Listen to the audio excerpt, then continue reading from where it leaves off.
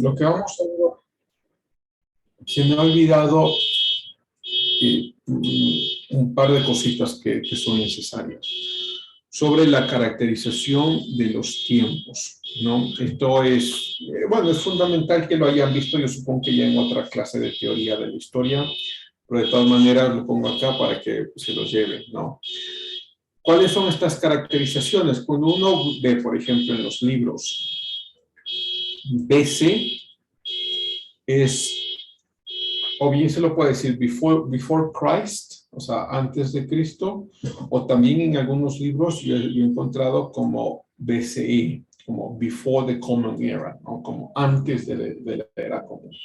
Claro, y Occidente, pues ustedes supongo que conocerán, está basado en el calendario gregoriano, ¿sí? Y que no es el mismo calendario que tienen los musulmanes, no es el mismo calendario que tienen los hebreos, ni el mismo calendario que tienen los chinos, ¿no? Son calendarios diferentes, tenemos celebraciones diferentes, el fin de año es sobre todo para Occidente, no es para el resto del mundo, ¿no? No es para todo el mundo. Common Era, ¿sí? Que se refiere a la edad común. Déjenme a ver si les puedo mostrar, creo que lo tenía por acá, otras formas de escribir a los años.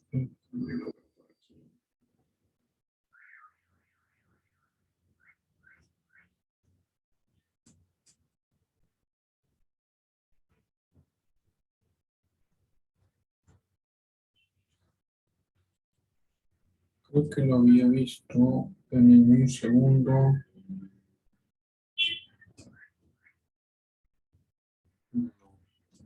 Bueno, esos son los más importantes, ¿no? Solo para que quede un poco claro. Y esto sí lo voy a compartir. Y lo del calendario gregoriano, voy a poner acá.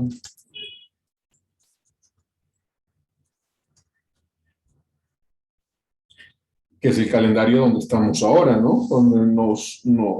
Con el cual nos regimos ahora, que es un calendario pues, exquisito, es una aproximación matemática de la astronomía de forma, pues, la más exacta que tenemos, nada es tan exacto, pero es la más clara y más exacta que tenemos. Por allí alguno que otro un poco improvisado, he escuchado que dicen, no, el calendario incaico o el calendario maya es el más exacto, ¿no? Los mayas tenían problemas muy fuertes y por eso tenían que repetir el calendario una y otra vez porque no sabían cómo resolver estos problemas. El calendario gregoriano aumenta, hay los años bisiestos, que se aumenta un día en febrero cada 4 años, hay los años de jubileo, cada 50 años se reduce, me parece que es un día, y cada 500 años se aumenta 3 o 4, es impresionante, es una cuestión matemática muy compleja. Y entonces, este es donde estamos, ¿no? Pero diferente, pongámoslo acá, al calendario musulmán. Claro, el calendario gregoriano, tome en cuenta, es el nacimiento de Cristo, ¿no? El calendario musulmán tomará en cuenta es la revelación que el profeta Mahoma o Mohammed recibe para la escritura del Corán. Entonces, en nuestra era, o sea, en nuestro calendario, empieza en el año 622. ¿Sí? Y de acuerdo a este Wikipedia, estaría en el año 1443, sí, 1443, ¿no? Diferente, como les decía, el calendario hebreo o el calendario judío.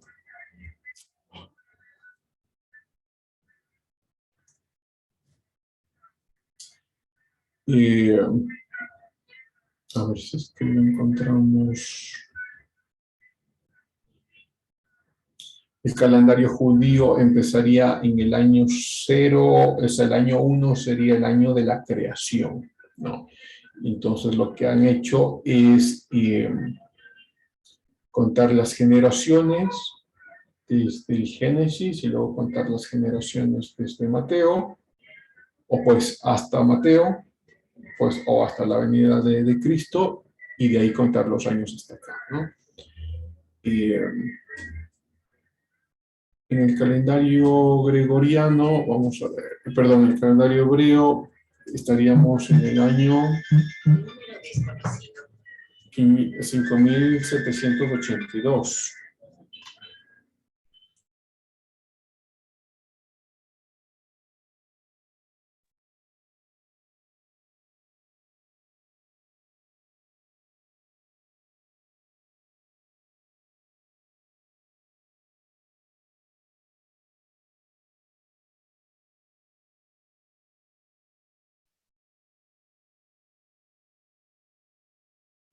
Ok, disculpe, entonces este año sería el año 5782, ¿no?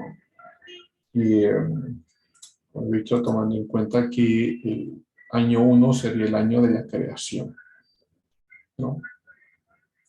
Esta es la muy vieja teoría sobre el creacionismo eh, de corto tiempo. Hay un creacionismo de largo tiempo también, que da una diferente interpretación a los dos primeros capítulos de Génesis. Ok, eso. Esto era importante revisarlo porque se me había pasado y era algo de la introducción de la clase que no lo habíamos visto. Bueno, la clase pasada nosotros habíamos visto ya sobre Babilonia, hemos visto sobre los jardines de Babilonia, hemos visto sobre su escritura cuneiforme, también revisamos sobre el código Hammurabi, se nos quedan ahí algunas leyes que podríamos revisar, pero ustedes las tienen allí, entonces pueden leerlas. ¿Sí? Nos vamos a revisar un par de cosas pequeñas de Babilonia y luego nos iremos a los otros pueblos. Los babilonios eran muy buenos matemáticos, ¿no? Y muy buenos astrónomos. De hecho, también tenían su propio calendario, ¿no? Claro, cada uno de estos calendarios, de forma interesante, la mayoría de ellos son calendarios cíclicos, es decir, como que fuera una historia cíclica. Y digo, es muy interesante porque el único calendario, por lo menos antiguo, o los únicos calendarios antiguos que no son cíclicos, son el calendario hebreo, el calendario gregoriano y el calendario musulmán. Estos no son cíclicos. Hay un principio y habrá un final. Pero en el resto de poblaciones, en el resto de civilizaciones, nos encontramos que el calendario es cíclico, es decir, que se va repitiendo, ¿no? Algunos de forma circular, otros de forma espiral, pero todos se repiten de alguna forma. Este calendario tenía 354 días, era un calendario basado en la luna, no un calendario solar. A ver si nos encontramos alguna aproximación a este calendario. Sí, los calendarios lunares son muy buenos, ¿no? Son muy aproximados a la realidad. Tienen problemas, sobre todo ya en largos periodos de tiempo, cuando pasan los 500 o los 1000 años ya se empiezan a ver estos problemas. Entonces, por eso son más apropiados los calendarios solares. Pero para cortos periodos de tiempo, menos de 500 años, estos calendarios funcionan muy bien. Aquí ustedes podrán ver el calendario, ¿no? El día estaba dividido en 12 horas, igual que los meses. Ustedes pueden ver ya que los meses están divididos en 12. ¿Sí?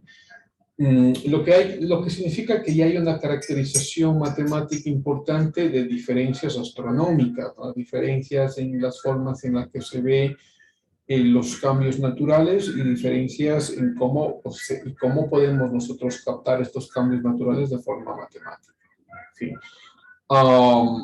Y que es la misma matemática. A veces, algún rato creo que les he dicho aquí en clase, a veces me sorprende encontrar uno que otro un poco despistado Dice, bueno, es que la lógica de los pueblos ancestrales es diferente a la lógica de Occidente.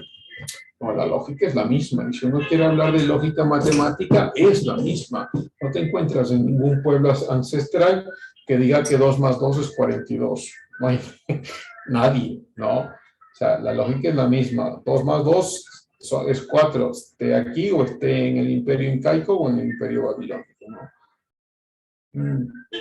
Y por eso es que los podemos entender, ¿no? De hecho, déjenme, me tomo un segundo nada más allí. Es esto. Um, sobre Inca Mathematics, las matemáticas de los incas. A mí me gusta mucho. Claro, aquí están los quipus. Esta era la representación y la representación eh, gráfica de los quipus, ¿no? Y entonces ustedes pueden ver acá como, a ver si encontramos uno un poco más claro. Este es un poquito, bueno, este es de los mayas, no importa.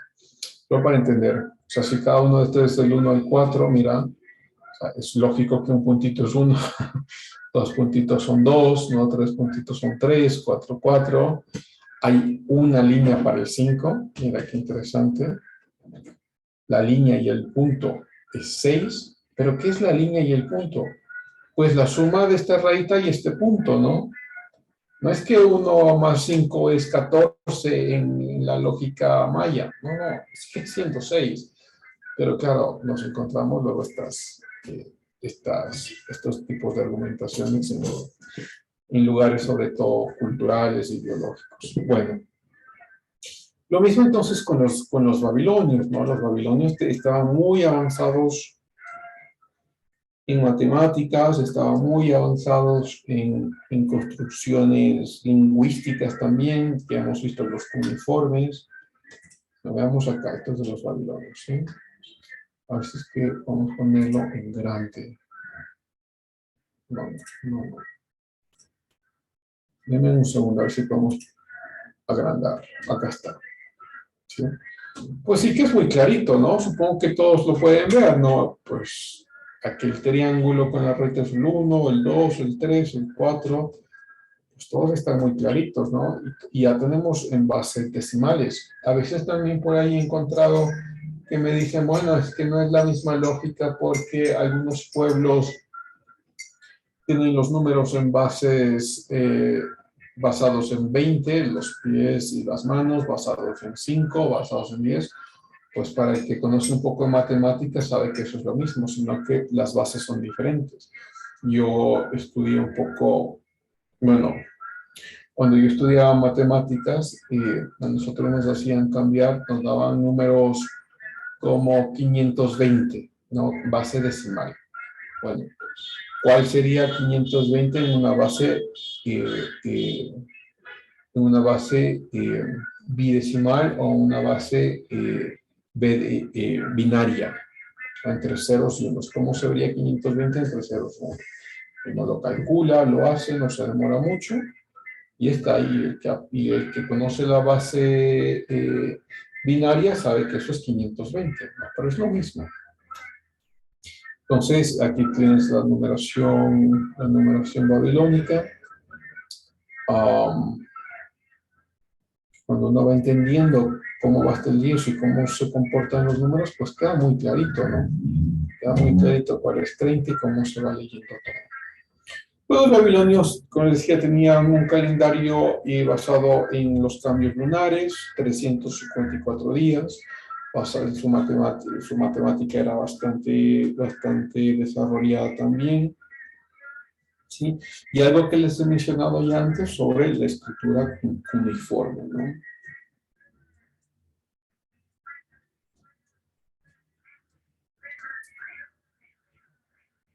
Y que no eran únicamente, pues, no eran únicamente los babilonios, también los persas y los egipcios lo utilizaban, pero empieza en Babilonia. ¿Qué pasa aquí?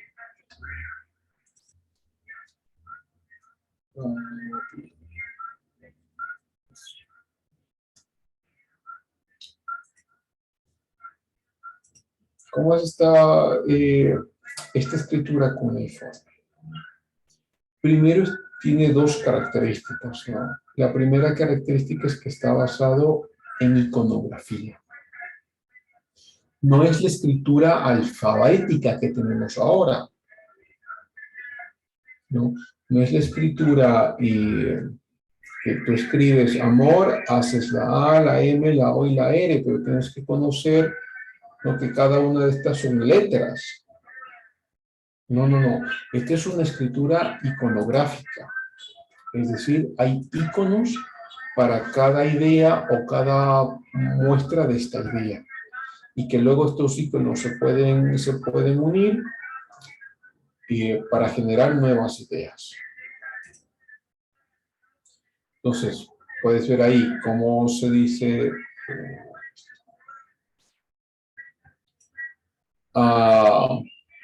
bueno, aquí tiene los sumerios, o sea, todas estas son iconográficas, ¿no?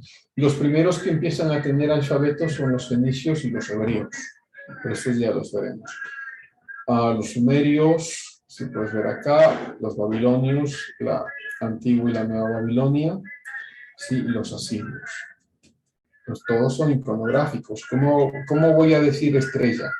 Pues está clarito, en los sumerios pues voy a hacer una gráfica de una estrella, los babilonios pues, casi muy similar, ¿no? Los asirios voy a hacer un poco más dado a flechas. ¿Cómo voy a hacer el sol?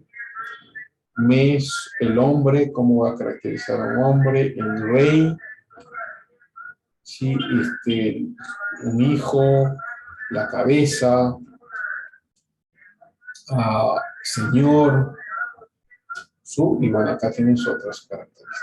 Entonces, la primera característica es que todos estos lenguajes son iconográficos, ¿no? El mandarín ahora, por ejemplo, la lengua que se habla en la China, o la lengua oficial, porque dentro de la China hay como miles de idiomas, o pues lenguajes propios muy similares entre sí. El mandarín también era iconográfico. Ahora ya no, ahora ya es alfabético, pero también era iconográfico, es decir, para decir campo podrías hacerlo dentro de un cuadradito, para decir que el campo era mío, entonces dentro del cuadrado ponías una X, para decir hombre ponías pues dos palitos así, para decir Dios hacías los dos mismos palitos, pero ponías una raya encima y un triángulo encima de ello, o sea, eran iconográficos, representaban una idea, ¿no? Y a veces te encuentras que el desarrollo de las ciencias, el desarrollo sobre todo de las ideas y la filosofía, es mucho más fácil hacerlo con lenguaje alfabético que con lenguaje iconográfico, ¿no? Porque es mucho más difícil generar ideas profundas con el lenguaje iconográfico. Es decir, con un lenguaje alfabético tú podrías decir, y entonces he encontrado que la trascendencia ontológica en el cual está basada mi idea de moralidad, debe tener la idea de una agencia, el agente uniforme, eterno, todopoderoso, común a la creación. Bueno, eso lo puedes hacer con un lenguaje alfabético, pero con un lenguaje iconográfico es mucho más difícil, ¿no? Mucho más difícil. Entonces, la primera característica de este lenguaje cuneiforme es que pues es iconográfico. Y la segunda característica que está basada en cóncavas. A ver si ustedes lo pueden ver acá, ¿no? A ver si se nos abre. Es decir, hay iconografías que son más profusas, que tienen mucho más énfasis en la arcilla, otros que no. Es decir, está lleno de cóncavas, ¿no? Es decir, ahí es una escritura que no es gráficos o iconos únicamente, sino que necesita y requiere de algunas profundidades para algunos iconos. Sobre todo para los iconos que son más importantes hay mayor profundidad. Entonces, la escritura de los babilonios, también de los sumerios, pero especialmente de los babilonios, es una escritura cuneiforme. ¿no? Y está cuneiforme basado en iconos y basado en cóncavas, ¿no? Yo luego les había dicho que Babilonia pasa por dos periodos. Un periodo, a ver si podemos acá.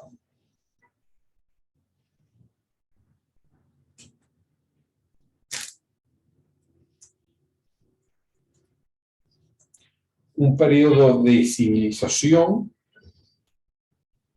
A ver si lo encontramos aquí. Este es el segundo periodo. O sea, es decir, de civilización, lo que estamos viendo en este momento. Me gusta solo el segundo periodo. Bueno, no importa. Un periodo de civilización, que es lo que vemos en este momento, y un segundo periodo que es de imperio. ¿Sí? A ver si se nos abre el gráfico.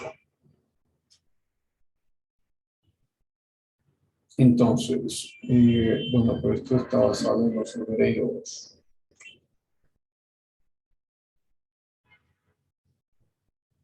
Si encontramos otro, déjenme ver.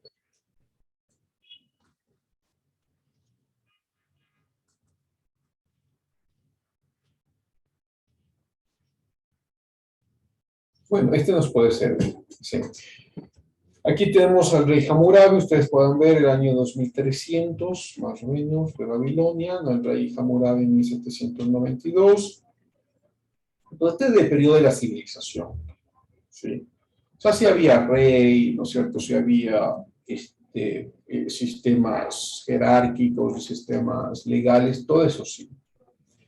Pero es diferente, luego los babilonios pierden fortaleza, pierden su nombre, luego pues vendrán otras culturas importantes como los hititas, los asirios o los fenicios, pero luego recuperan su nombre y recuperan su fama, pero esta vez como un imperio, y el imperio basado en Nabucodonosor.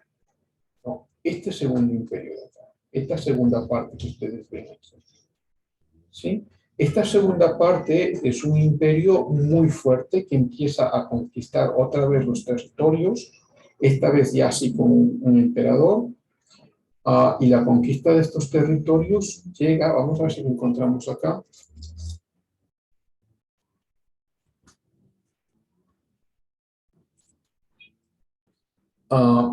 llega incluso hasta Israel. No, este segundo imperio se empieza a generar en Persia y luego empiezan a conquistar los territorios otra vez. Estoy hablando de los siglos 8, 7 y 6 antes de nuestra era. Los empiezan a conquistar y llegan hasta Israel. O sea, no es descabellado entonces pensar que todas las historias que se escriben desde la cultura hebrea de la ocupación de Babilonia son historias muy cercanas a la realidad, ¿no? Por ejemplo, tienes ahí la historia de Ezequiel, tienes la historia de Nehemías, tienes la historia de Jeremías, o sea, de estos libros históricos, y todos estos libros son aproximaciones desde el punto de vista de los hebreos sobre los babilonios. Yo supongo que allí alguno de ustedes ha escuchado sobre Nabucodonosor. Bueno, Nabucodonosor ¿a dónde lo perdí? Creo. Perdí que tenía.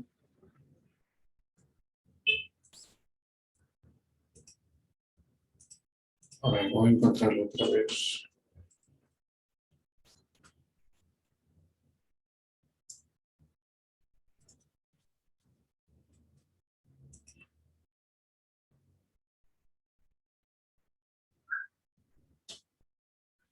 Mm, bueno, escojamos cualquiera.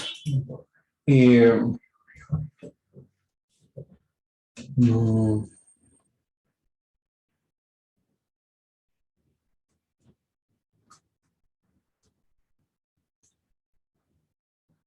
Bueno, perdí el que tenía, el que habíamos escogido, lo he perdido. Va, no importa. Escojamos cualquiera y... no.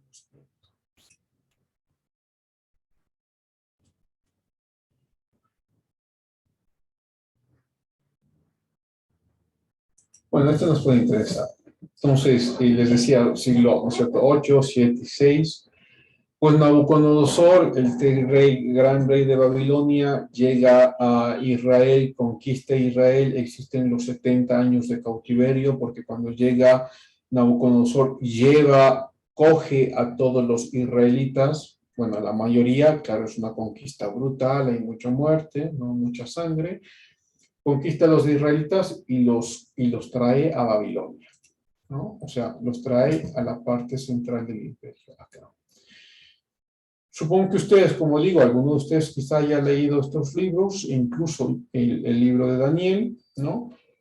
Pues Daniel, este sabio hebreo que luego se encuentra con Nabucodonosor, que le hace algunas lecturas de los sueños que tiene, y que las lecturas a mí me fascinan porque son lecturas históricas, pero luego cuando ves la historia son muy acercados a la realidad.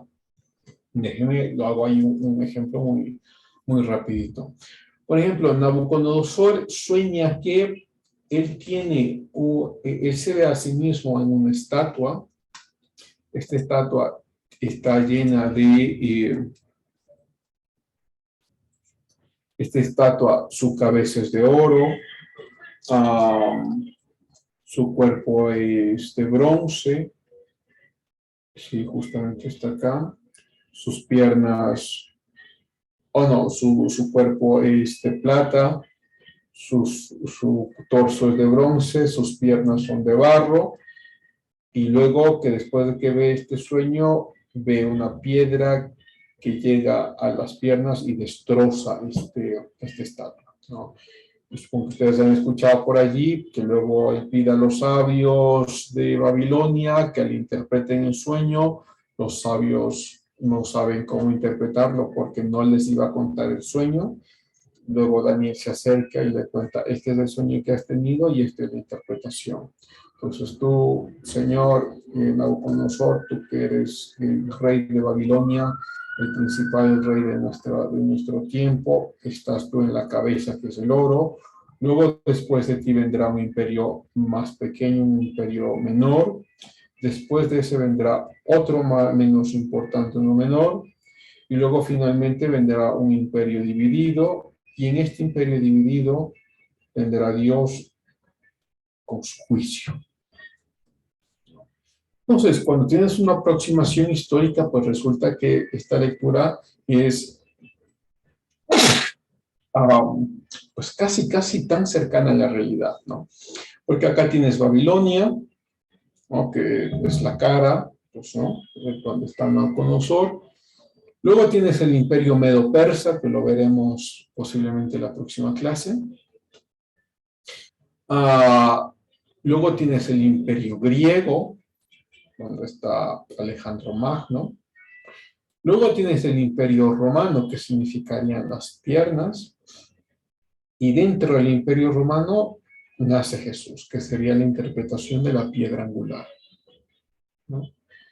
Y para aquellos que les fascina un poco de teología, uno podría proponer allí que pues esta visión y esta interpretación o esta profecía sea cumplida, ¿no? El libro de Daniel fue escrito, sí, el año, no estoy seguro el año, pero sí el siglo séptimo antes de Cristo. Entonces, regresamos a Babilonia. ¿Quién es esta segunda parte de Babilonia? Que es una Babilonia basado en el imperio.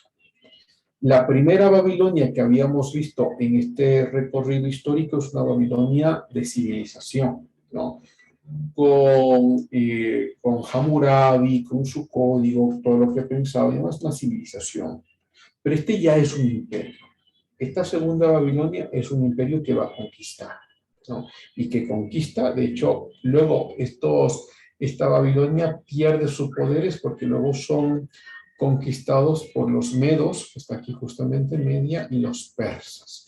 Estos se convierten en un reino poderoso para el siglo VI, conquista Babilonia. Es tanto así su poder que tenemos incluso el registro de cuando Ciro, en el libro de Daniel, cuando Ciro de Persia llega a Babilonia, y tenemos también registro en el libro de Nehemías, que es el mismo Ciro que permite a Nehemías, o sea, el persa permite al hebreo que regrese a Jerusalén, que regrese a Israel, y construir de nuevo el templo de David, ¿no? Y regresan, pues, para algunos, como digo, de los que sí les gusta un poco de lectura bíblica, pues Nehemías regresa a Israel y empieza la construcción del templo de David, el segundo templo de David, porque el primero fue destruido justamente por los babilonios cuando regresaron, cuando pues vinieron a la conquista de Israel. No, este segundo templo de David es destruido en el año 70. En nuestra era, y lo que nos queda del templo de David es simplemente una pared, lo que se conoce como el muro de los... Bueno, esto es lo que se creería que cómo fue el templo de David, ¿no? Pero lo que nos queda ahora es simplemente una pared muy pequeña, me parece que es la pared occidental del templo, que se la conoce ahora como el Muro de los Lamentos. Entonces los judíos llegan allá a realizar sus oraciones, y de hecho ponen sus oraciones en papelitos pequeños dentro de las zanjas que hay en el templo, ¿no? Les voy a mostrar un video pequeño para que lo vean. Pues porque ahí se encontraba el Arca de la Alianza, ¿no? Es decir, David había construido un templo grande para que dentro de este templo grande esté el Arca de la Alianza, y dentro del Arca de la Alianza estarían el pacto, ¿no? O sea, los 10 mandamientos. ¿Sí? Y sería pues la representación de Dios y cómo se acercaban a Dios. Luego este templo fue destruido por Babilonia. Nehemías, cuando regresa, lo vuelve a reconstruir, y finalmente pues se destruye en el año 70 con los romanos, cuando se persigue a los cristianos y a los judíos también, y destruyen el templo de David, y lo que nos queda ahora sobre el Muro de los Lamentos. Yo pongo ahí un video pequeño, a ver si lo podemos ver, de cómo oran los judíos allí.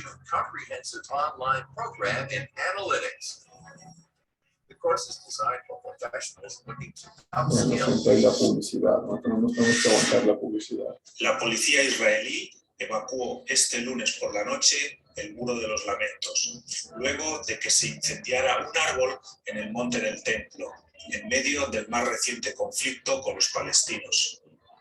Las fuerzas policiales evacuaron a cientos de judíos para llevarlos a lugares más seguros. Según se aprecia en material de vídeo. Bueno, esto es el problema con los palestinos. Si tienen pues curiosidad con eso, solo me preguntan y les cuento cuál es el problema. Vamos a ver. Veamos aquí, está aquí. Bueno, aquí es sobre la limpieza. Miren acá cómo los judíos ponen sus oraciones dentro de los pequeños orificios que encuentran en el muro, como una aproximación a estar dentro de ellos. Los mensajes que fieles depositan con fuegos y deseos entre los huecos y grietas de las piedras que para la tradición judía son restos del templo bíblico. Cada 6 meses son recogidos en bolsas y quemados en el monte de los Olivos.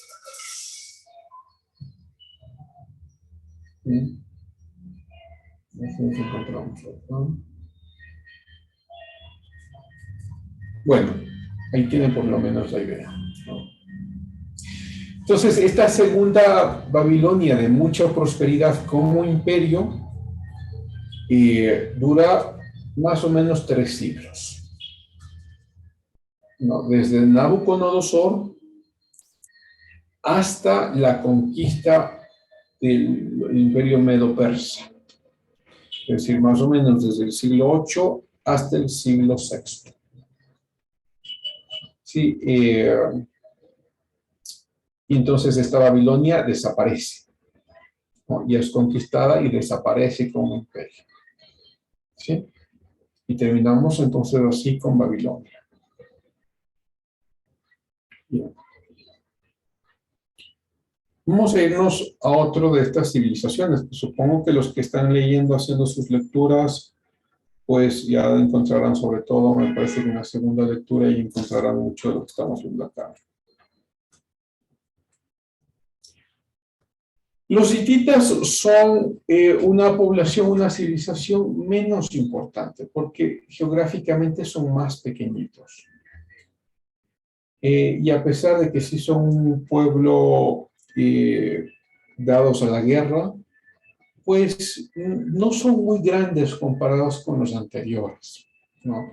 No es nada grande comparado con los babilonios o comparado con los sumerios, ¿no? Pero son todavía importantes. Entonces los sumerios se encuentran acá, lo que se conoce como la región de la Anatolia. Nosotros creo que habíamos visto en un mapa anterior, me pongo un mapa, vamos a ver el mapa.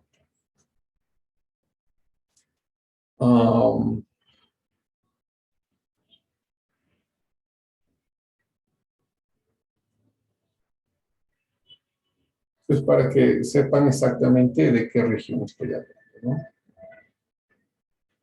Ustedes recordarán que acá está Ecuador, ¿no es cierto? Nos vamos al otro lado, el continente europeo. Y en el continente europeo nos importa, pues, esta región de aquí, que se conoce como la región de Mesopotamia, que ya hemos hablado de ella, y como las primeras civilizaciones y las civilizaciones más importantes, pues, vienen de aquí, de Mesopotamia, ¿no? Entonces, ¿dónde están los hititas? ¿O dónde estaban los hititas? En esta región donde ahora es Turquía. Bueno, la mitad de esta región y un poco de la parte de lo que hoy es Siria, ¿no? Esta región de acá se la conoce, donde estaba aquí, como la Anatolia. ¿Ves? Esta región de aquí, la región de la Anatolia. Es esta parte. ¿No? Es decir, donde ahora es Turquía. Si como ven ustedes, los hititas van un poco hasta Siria y se introducen un poco incluso hasta Lima. O sea, van por acá, ¿no?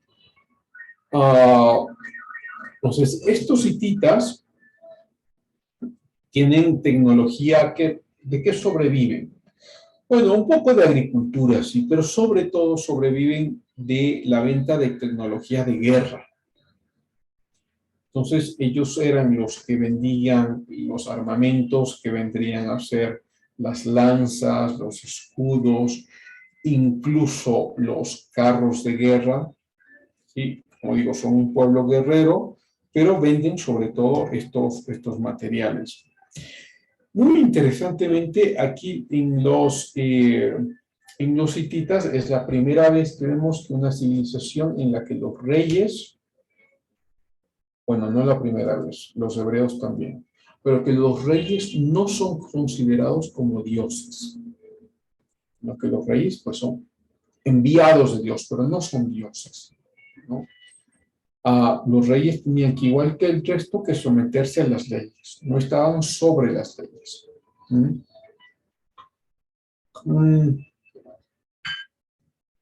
Déjenme muestro acá una línea de tiempo.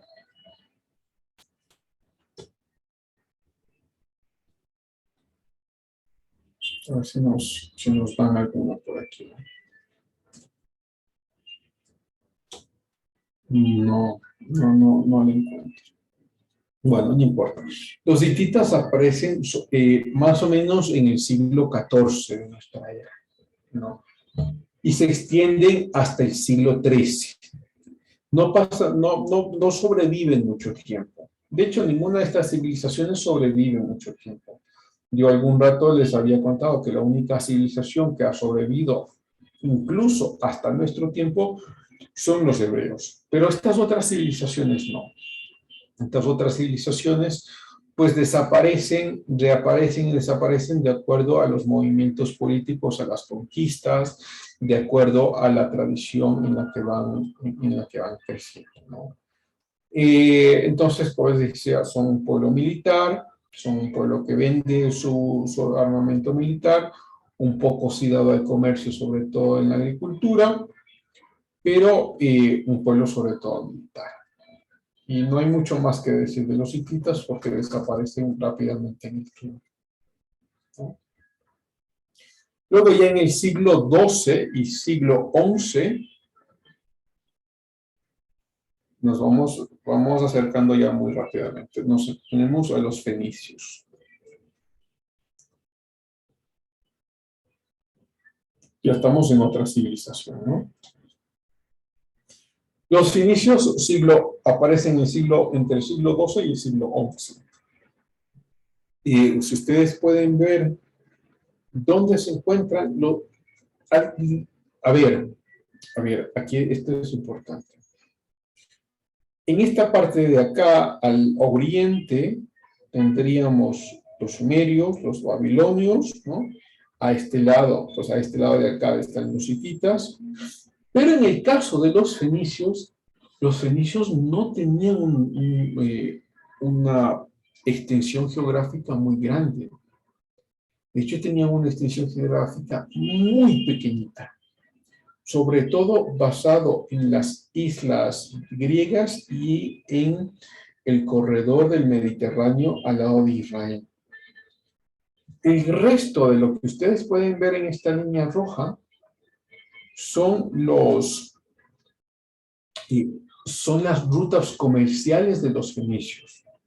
O sea, los fenicios eran un pueblo muy, muy chiquitito, pero eran tan influyentes porque eran muy buenos comerciantes. Entonces, las cosas que sacaban de Grecia las comerciaban en el norte de Egipto o en la parte nórdica del continente del continente africano, y lo que conseguían de acá, pues también lo traían de regreso y lo vendían en los pueblos griegos o lo vendían en los pueblos hebreos. Entonces, como ven, los fenicios son como muy chiquititos, son muy pequeños, pero su influencia es impresionante.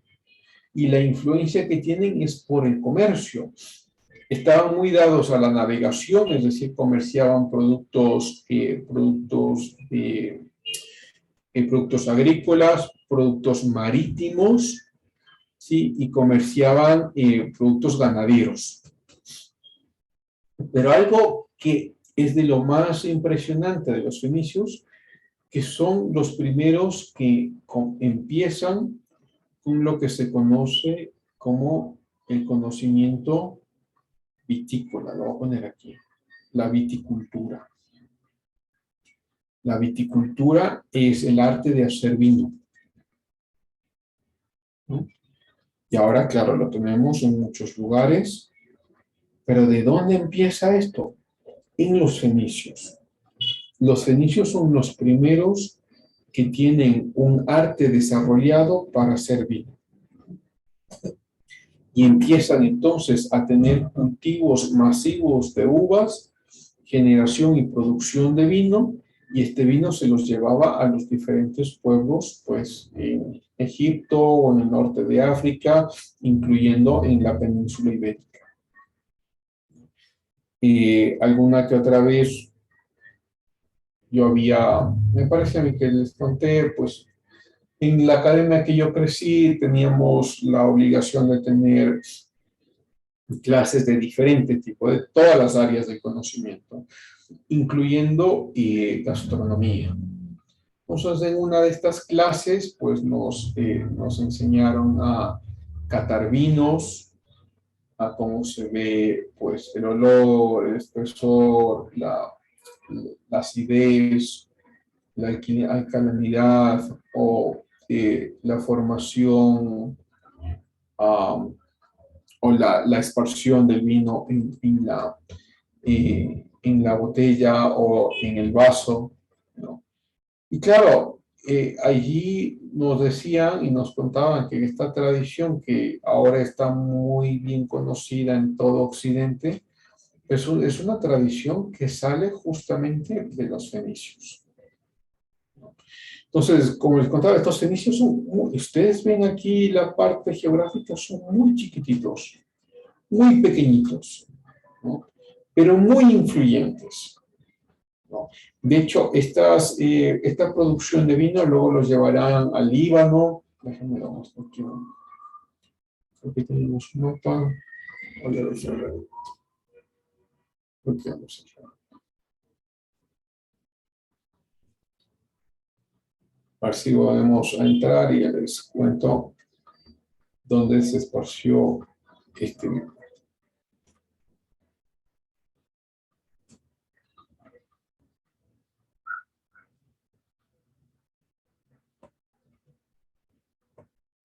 El mapa, ¿no?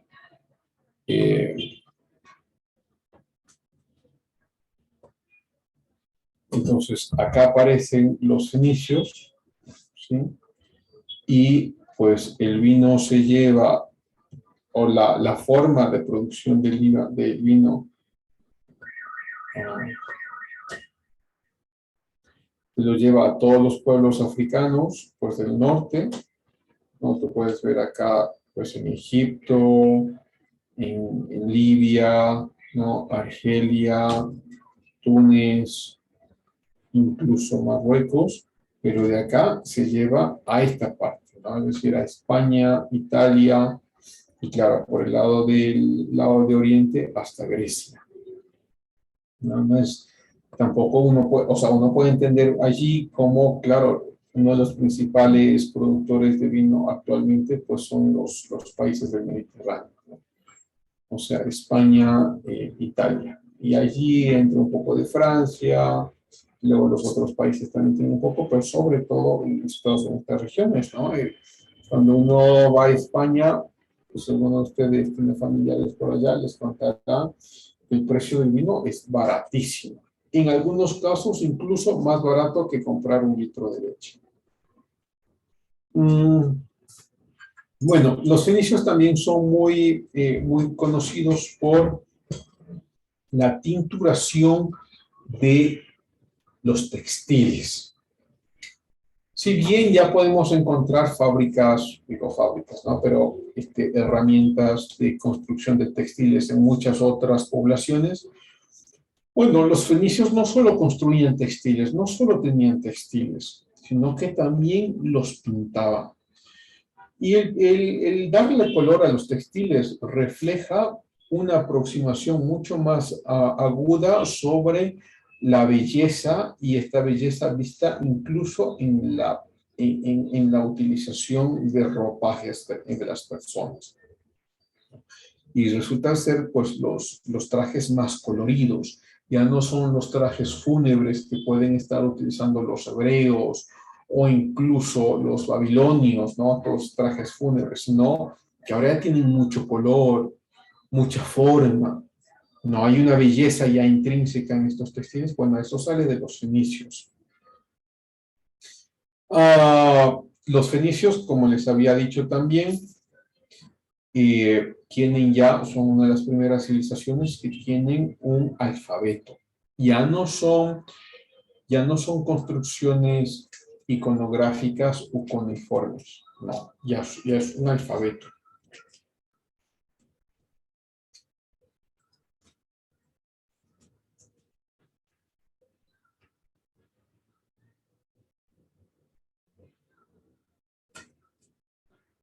¿Sí? Ya es un alfabeto. Y esto ayuda muchísimo a la transmisión del conocimiento, a la transmisión de ideas, ¿no? Pues yo lo había mencionado antes, tener una fraseología que vaya así en una conversación, como decir, bueno, en nuestra cultura se tiene la necesidad de entender uh, la moralidad basada en un agente trascendente ontológico que debe ser necesariamente o debe estar necesariamente apartado del espacio, el tiempo y la dinamización de la creación, y debe ser por ende todopoderoso, omnisciente y todopresente. Bueno, esto lo puedes hacer con facilidad con alfabeto, ¿no? Lo puedes hacer con facilidad en la construcción de palabras con alfabeto. Es muy difícil hacerlo con construcción iconográfica porque las ideas se van perdiendo de lo que realmente quieres decir. Bueno, los fenicios fueron una de las primeras civilizaciones que tuvieron un alfabeto. Y están allí. Ustedes lo podrán ver allí. Y si se dan cuenta, los fenicios, luego ya les mostraré, influyen también en la construcción del alfabeto griego. E incluso en la construcción luego del alfabeto, o sea, los griegos luego influirán en la construcción del alfabeto latino y lo que nosotros tenemos hasta ahora, que son lenguajes basados en el latino. Si ustedes ven la iconografía, o sea, la forma en la que se construyen estas letras, en muchos lugares es muy parecido a la letra de los alfabetos que tenemos ahora. Ustedes pueden ver la B, la M, la N, son pues muy parecidos, ¿no? Incluso en otros aspectos también. Sí. Ok. Y aunque los fenicios no eran una población guerrera de ninguna forma como los hititas sí eran guerreros, o los asirios que vamos a ver, su influencia era mucho más comercial, pero justamente porque su influencia era comercial, tampoco pasaron mucho tiempo como una civilización importante, ¿no? También en el tiempo van desapareciendo, ¿sí? Y aparecen otras civilizaciones. ¿Listo? Vámonos a una de las civilizaciones más importantes que podemos encontrar, que son los egipcios.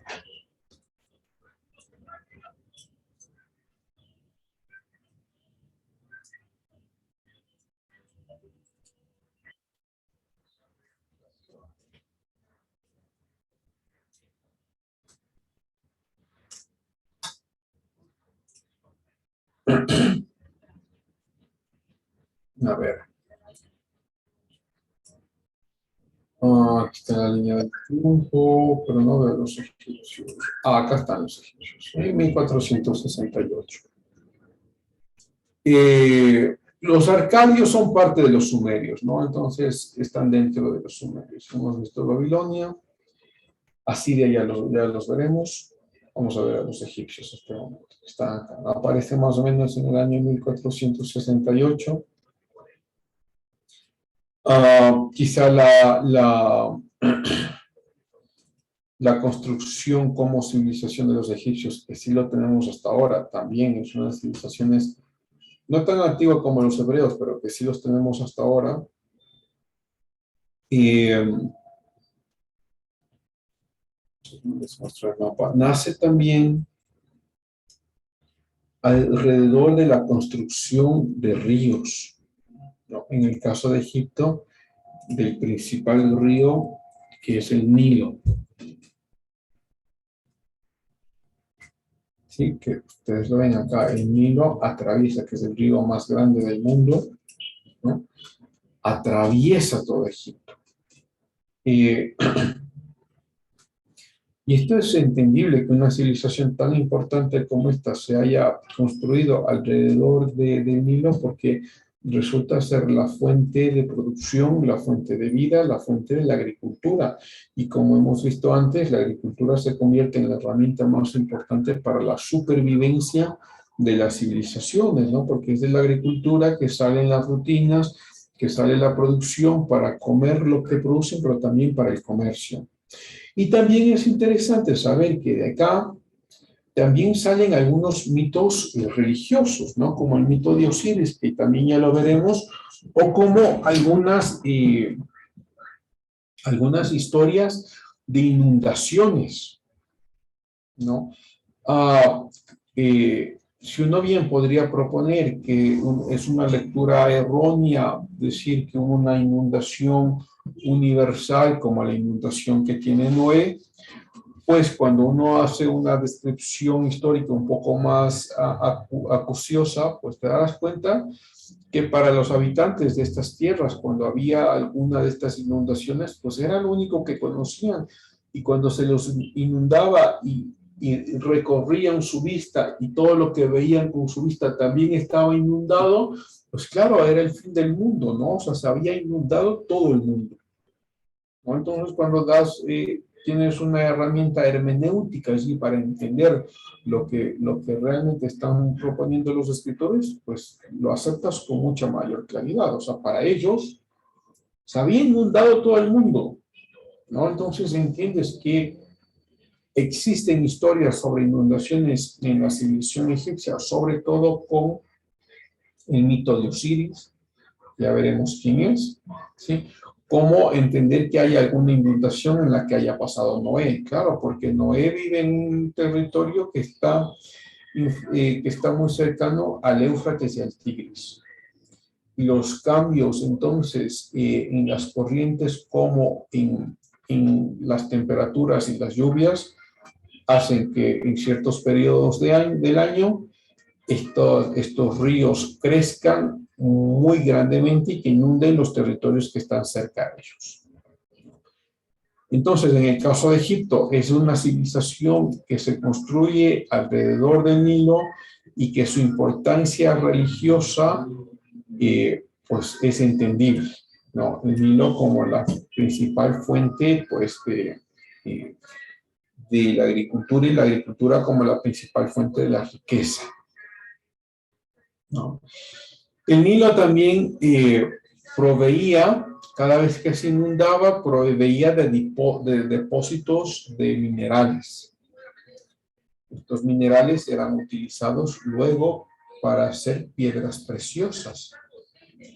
Y si tú ves cómo los sumerios hicieron cambios con la parte del ropaje y la utilización del color dentro de textiles, en el caso de los egipcios, pues ya van siendo conocidos poco a poco y más, únicamente por el uso de oro o de plata, sino de otro tipo de minerales, minerales preciosos con coloridos muy hermosos que utilizarán ya como joyería, ¿no? Entonces los egipcios luego esta joyería, claro, lo venderán, se harán ricos, pero la principal fuente de esta joyería es el Nilo. Cada vez que el Nilo pues retrocedía o aumentaba en sus caudales, dejaba depósitos de minerales.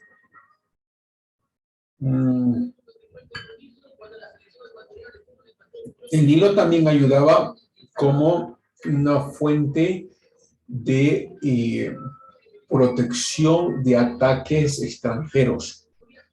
Es decir, cuando alguna civilización del otro lado, déjenme les mostrar acá el mapa, si ven acá está el Mar Rojo, si tenían algún ataque o del otro lado del Mar Rojo, o del otro lado del Golfo Pérsico, o del otro lado, pues, de donde estaba Mesopotamia, tenían la protección del Nilo. No era tan fácil llegar a Egipto y conquistarlos. Entonces, como se puede ver, si esta característica es una de las más importantes de esta civilización, pues es lógico que podemos encontrarnos poemas como el poema de Gilgamesh.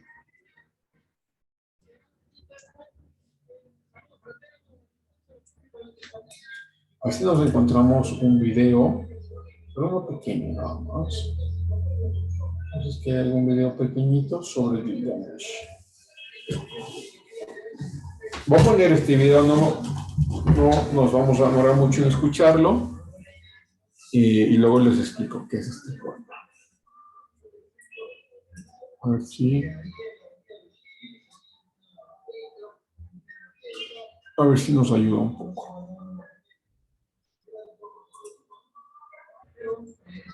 Pensé que tenía video.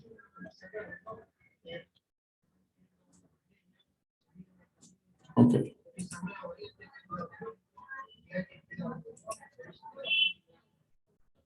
Did you know that before the discovery of the Mesopotamian cuneiform tablets, No. the Bible was considered the oldest book in the world? Stick around to learn more. Ok, ese está en inglés por alguna razón rara. Poema de Gilgamesh. Vamos a ver si esto nos ayuda.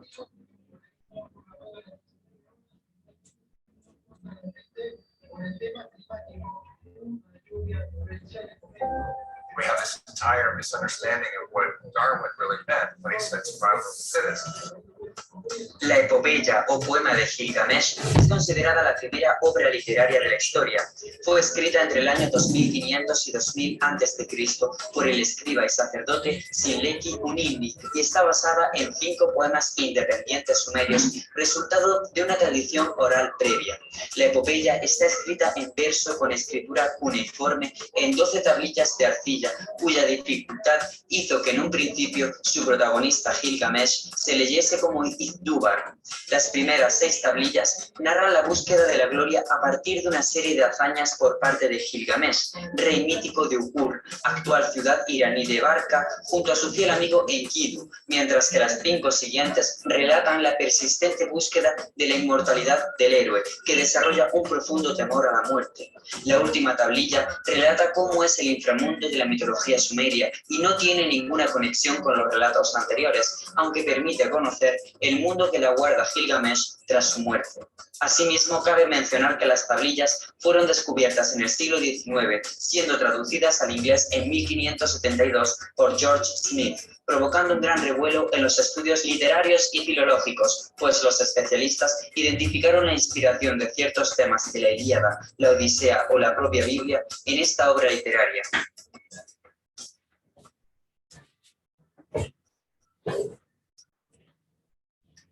Ok, bueno, algunas cosas un poco no tan exactas, pero bueno, vamos a ver. Busquemos acá. Ustedes, si es que quieren, lo pueden leer, no les voy a mandar a leer, obviamente, porque solo necesitamos conocer lo importante, pero está accesible en internet, ustedes lo podrán leer. Aquí está, ¿no? Este es el poema. Bueno, en este poema sí está basado en Gilgamesh, ¿no? Que es quizá el mayor representante del poema, que es un personaje que sobrevive sobre todo a un diluvio mesopotámico, ¿sí? Y por eso la idea del diluvio, ¿no? Que ya lo hemos mencionado antes. Sobrevive a este diluvio y luego se encuentra que está buscando una suerte de inmortalidad, ¿no?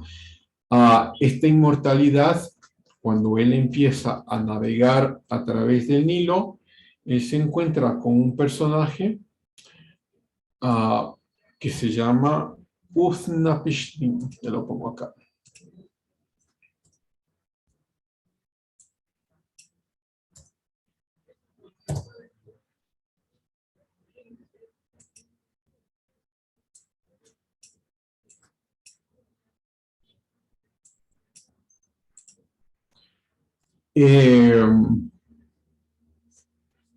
Bueno, este personaje le guía a Gilgamesh a encontrar al dios Ea y a partir de allí encontrar la felicidad a través de la inmortalidad. ¿Sí?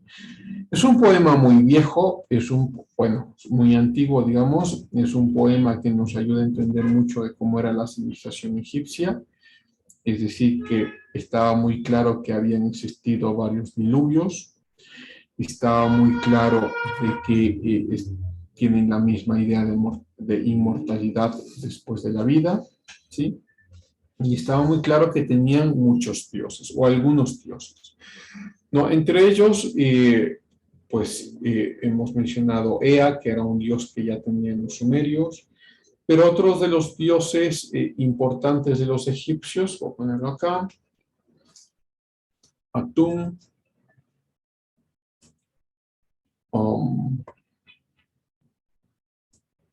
que es el dios creador, ¿no?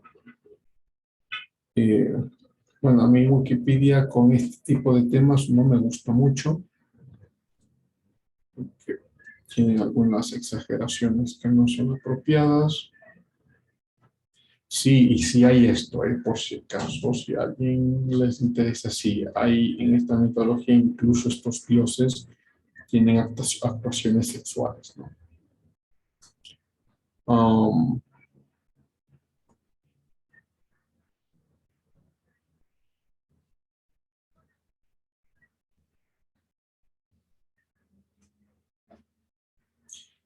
entonces, tienes a Tum como uno de los principales dioses. Tienes a Re, Ere, también como otro de los principales dioses. ¿Sí? Y en este tipo de cosmovisión, entonces, sale lo que les he contado sobre, ¿no? Sobre Osiris, sobre el mito de Osiris, ¿no? Entonces, ¿qué es lo que nos dice el mito de Osiris? El mito de Osiris nos dice que había un hombre que se llamaba Osiris, que era muy importante en Egipto. Osiris pelea con su hermano Seth.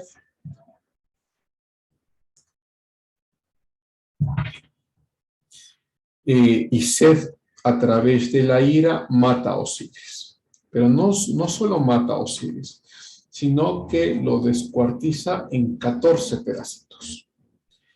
Esos pedazos son botados al Nilo, son echados al Nilo, y Seth desaparece de la historia. Luego, Osiris tenía que, aparentemente era un buen hombre, un buen esposo, tenía una esposa que se llamaba Isis, ¿no? Esta esposa, pues, deshecha por haber encontrado las partes de su esposo completamente destrozadas y divididas, Isis se toma el encargo y el trabajo de unir todas estas partes. Y une estas partes y a través de algunas invocaciones religiosas hace que Osiris regrese a la vida. Pero Osiris no regresa a la vida como un ser humano, sino que vuelve a vivir esta vez como el dios de la muerte o el que juzga a los mortales. Esta mitología es tan importante que incluso se escribieron varios libros. Bueno, el más importante, el que se llama el Libro de la Muerte de Osiris, ¿sí? Donde está recogido qué es lo que los hombres mortales, cuando ya pasaban al otro mundo, tenían que decir a Osiris para que puedan tener la opción de revivir y ser puestos otra vez en la vida a través de la bondad de Osiris, ¿no? Ustedes recordarán, yo supongo que cuando estuvieron en el colegio, les mostraron que cuando pues se enterraba a la gente en Egipto, se los enterraba con comida, se los enterraba con regalos y demás. Bueno, todo esto viene de la idea de Osiris, viene de este mito de Osiris, porque cuando ibas a enfrentar a Osiris cara a cara, tenías que decirle algo. Y bueno, en este libro de la muerte que se conoce, que es el libro de Osiris, pues tenías que decirle algunas cosas. Yo voy a enumerar algunas, ustedes lo pueden ir anotando por ahí. Entonces morías. ¿Y qué es lo que le tenías que decir a Osiris? Osiris, yo no he cometido ningún mal en contra de otra persona. Osiris, yo no he maltratado al ganado. Yo no he blasfemado a los dioses.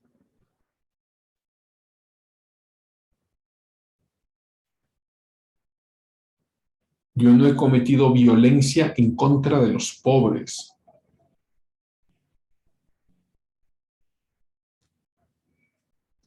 Yo no he difamado a los esclavos en contra de sus superiores.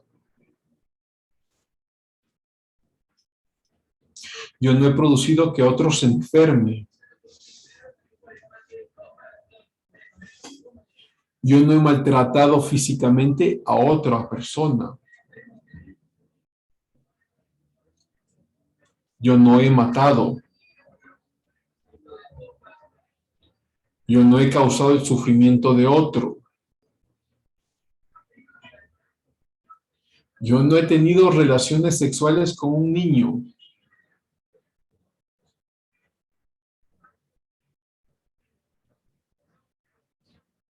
Y no he sacado al ganado de su comida o de su pasto. De su pasto.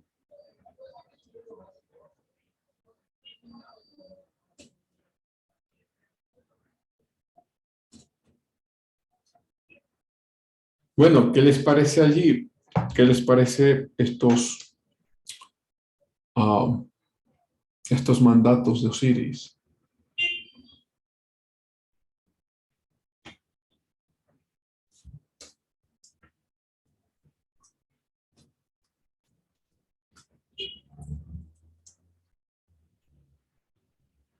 Bueno, ustedes pueden ver acá, ¿no? La línea temporal vamos a ver si podemos encontrar un poco más extendida.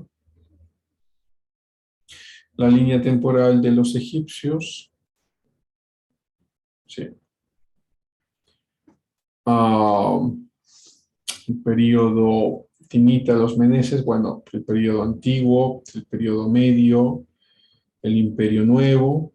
Sí, ¿cuáles son los más importantes? Sobre todo este de acá, el imperio nuevo. Ahí es donde nos encontramos todas las historias de Ramsés. Si uno, por ejemplo, le interesa la historia de Moisés, pues de Moisés les he contado que no hay mucha arqueología, muy poco. Pero los personajes sí existen. Ramsés sí existe, ¿no? Su esposa, que se me va el nombre en este momento, capaz alguno de ustedes me la recuerda.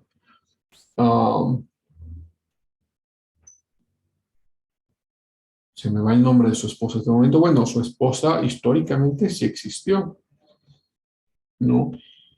Claro, este periodo tiene su declive cuando los griegos llegan a Egipto y sobre todo luego los romanos también, porque los romanos a través de Julio César destruyen Egipto y destruyen la prosperidad de Egipto y dejan a Cleopatra con Marco Antonio, que era su amante, pues los dejan muertos, ¿no? Pero eso lo veremos ya cuando veamos a Grecia. Ok, y ahora los egipcios, como digo, todavía existen, son importantes, en tanto y cuanto pues es una civilización muy antigua, pero quizá no tan antigua como los hebreos. De los hebreos ya hablaremos en la próxima clase. Bueno, como nadie está hablando hoy, voy a abrir ya directamente la asistencia y nos podemos retirar. No se olviden de sus tareas, de sus trabajos. Tienen todavía, me parece que 12 días, sí, 12 días para hacerlo.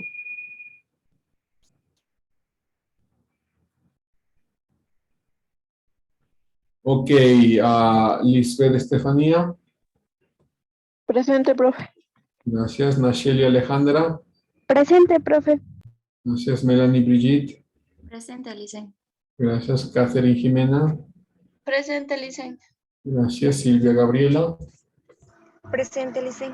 Gracias. Rodrigo Anthony. Presente, profe. Gracias. Carla Viviana.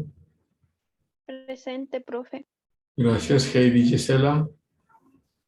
Presente, Licen. Gracias. Dayana Anabel. Presente, Licen. Gracias. Evelyn Dayana. Presente, Licen. Gracias. Luis David. Presente. Gracias. Erika Jacqueline. Presente. Gracias. Kevin Daniel.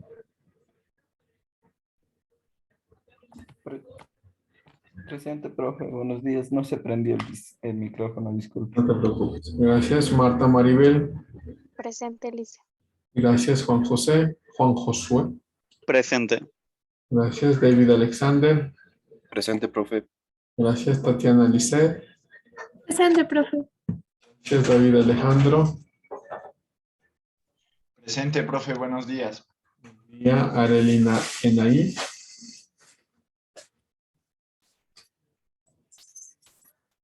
Areli. Ok, Areli no está. Alex Andrés. Presente, profe. Gracias, Alexis Paul. Presente, profe. Gracias, Marta Valeria. Presente, Licen. Gracias, Hilary Natalia. Presente, Licen. Gracias, Marco Antonio. Presente, profe. Gracias, Diana Lisbeth. Presente, profe. Gracias, Gerson Armando. Presente, profe. Gracias, Justin Willy.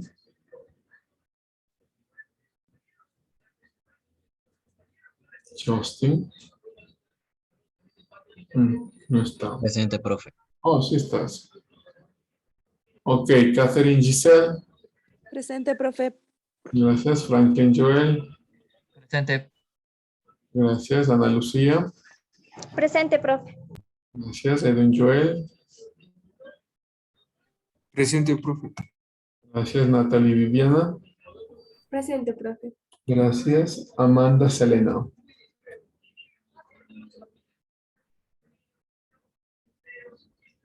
Amanda. Presente, profe. Ok, listo. Gracias, chicos. Nos vemos el miércoles. Que tengan un buen inicio de semana. Muchas gracias, profe. Gracias, Hasta el Licen. miércoles. Profe. Cuídense. Hasta luego.